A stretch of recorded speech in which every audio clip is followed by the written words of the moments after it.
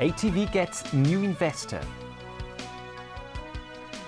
Election fever grips Singapore.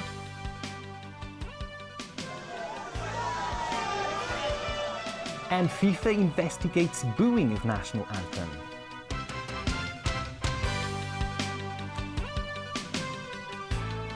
Good evening. A mainland firm has bought a 41% stake in troubled broadcaster ATV, which has indicated it will seek a new free-to-air TV license.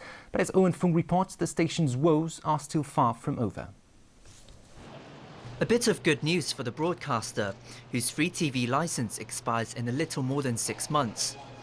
ATV announced today that China Culture Media International Holdings Limited, a subsidiary of mainland conglomerate Sino Group, has acquired a 41.66% stake from major shareholder Wong Ben Kun.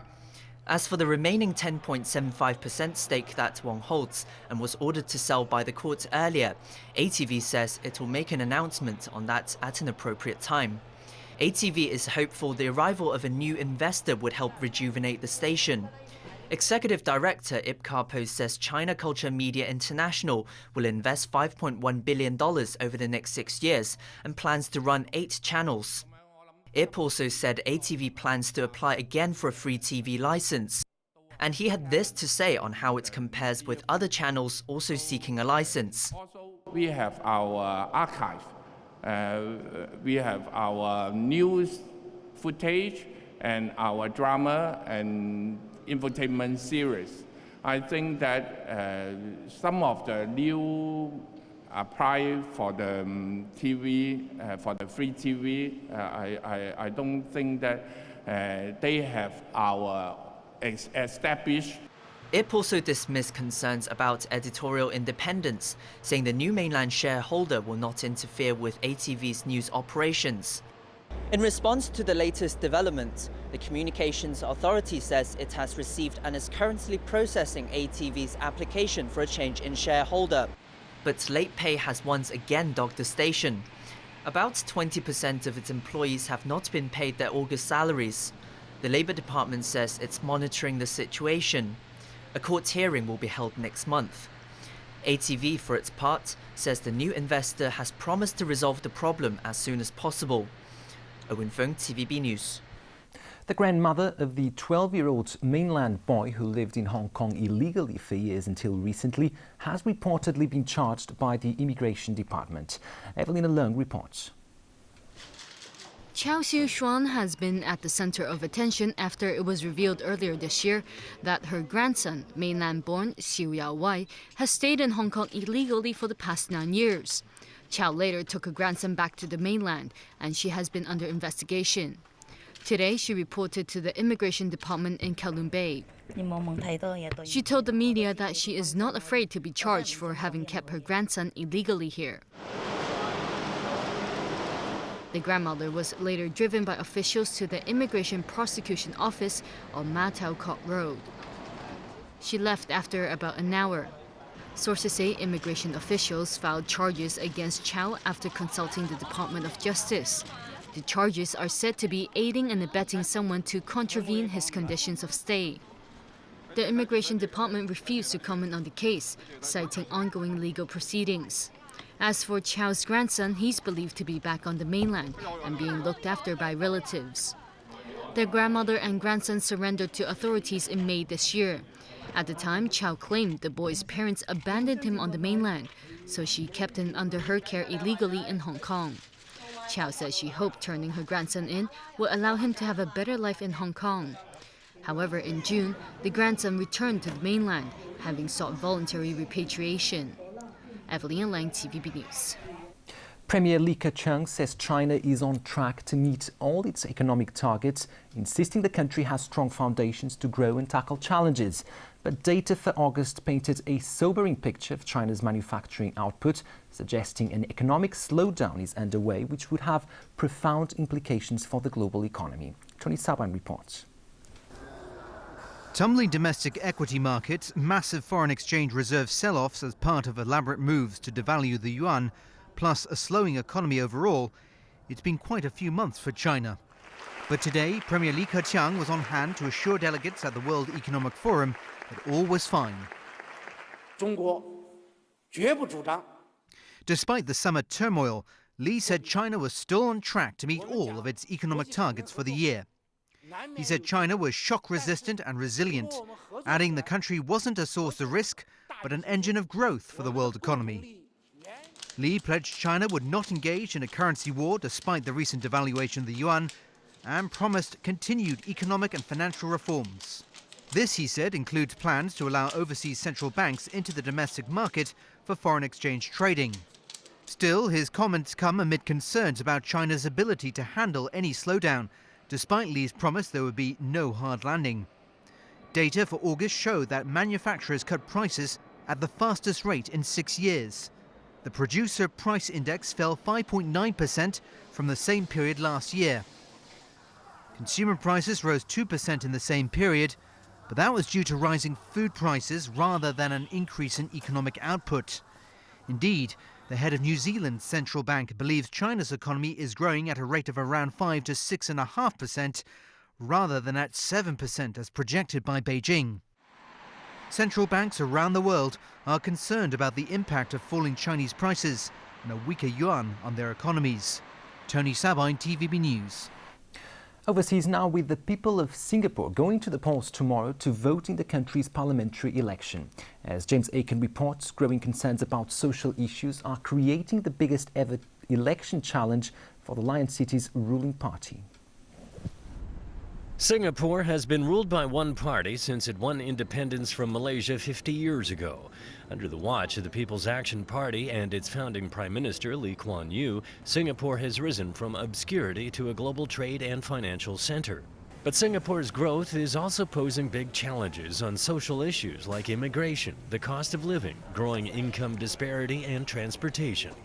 In Singapore's last election in 2011, the PAP won the vast majority of parliamentary seats, but the party's candidates watched their share of the vote drop to just over 60%, its lowest ever. PAP may look dominant, but it can easily lose. It can very easily lose. People don't realize, outside observers, it takes only about 10,000 votes to swing, and you lose in a constituency. For the first time, the main opposition Workers' Party will field candidates in all 89 parliamentary seats. They say the rising tide lifts all boats, but this is more like flash flooding of the labour force, depressing wage growth and pushing up cost of living. Many Singaporeans have been thrown overboard by the flood and are treading water just to keep alive. So I think for the PAP, they're very conscious that they need to stop this decline in electoral support. And for the opposition parties, I think there is a sense that this is as good a time, to make further inroads, to move Singapore towards whether it's a two-party or multi-party system, but certainly the idea that there is now greater political pluralism. Despite being generally happy with the government's performance, voters say they want to keep the ruling party in check. Maybe they, just don't want them to be complacent, and probably, sometimes they need to take a step back and then really look at, things from a different perspective. Voters will cast their ballots on Friday in the most keenly contested election in Singapore's history. James Aiken, TVB News.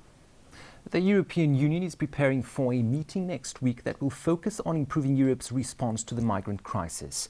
But sharp differences remain over what to do. James Aiken reports.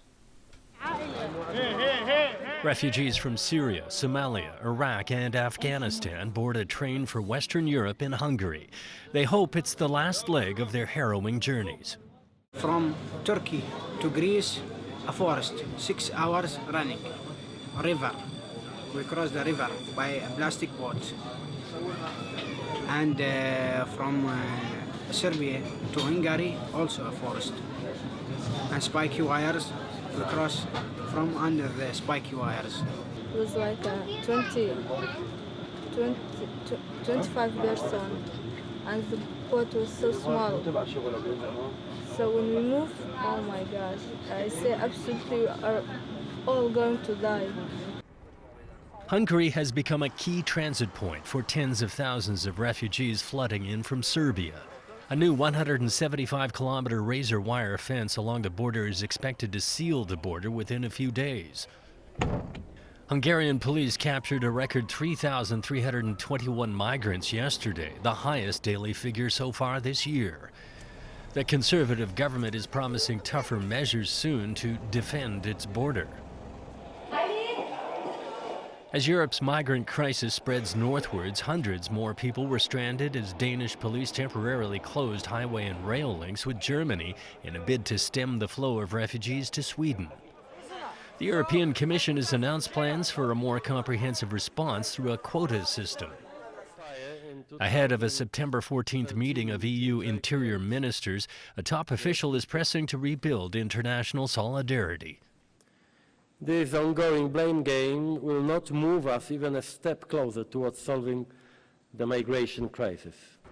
The European Commission has proposed that 120,000 additional asylum seekers should be shared among 28 EU members.